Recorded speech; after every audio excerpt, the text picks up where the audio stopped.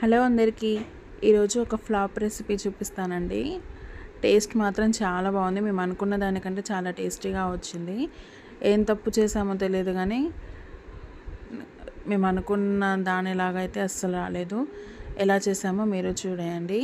మేము యాక్చువల్లీ పల్లి చిక్కీ చేద్దామని స్టార్ట్ చేసామన్నమాట.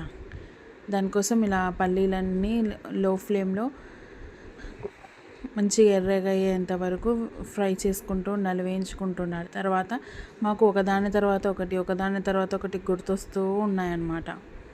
లైక్ నువ్వులు వేద్దాం, ఇలా సీడ్స్ అన్నీ వేద్దాం, ఇలా ఫ్లాక్ సీడ్స్ వేద్దాం, అది ఇది అని అన్నీ కలిపి కూడా చేయొచ్చు కదా, మంచిగా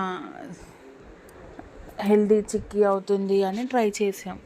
ఇలా బెల్లం కూడా పర్ఫెక్ట్గా పాకం వచ్చేంత వరకు చూసి ట్రై చేసాం. ఏమైందో తెలియదు, మేము ఎక్కడ తప్పు చేసామో తెలియదు, కానీ మేము అనుకున్న దానికంటే టేస్ట్ చాలా ఎక్కువ బాగుంది. కానీ ఇలా స్క్వేర్ షేప్లో లడ్డూలు రాలేదు. ఇలా పాకం అంతా గట్టిగా అయిపోయి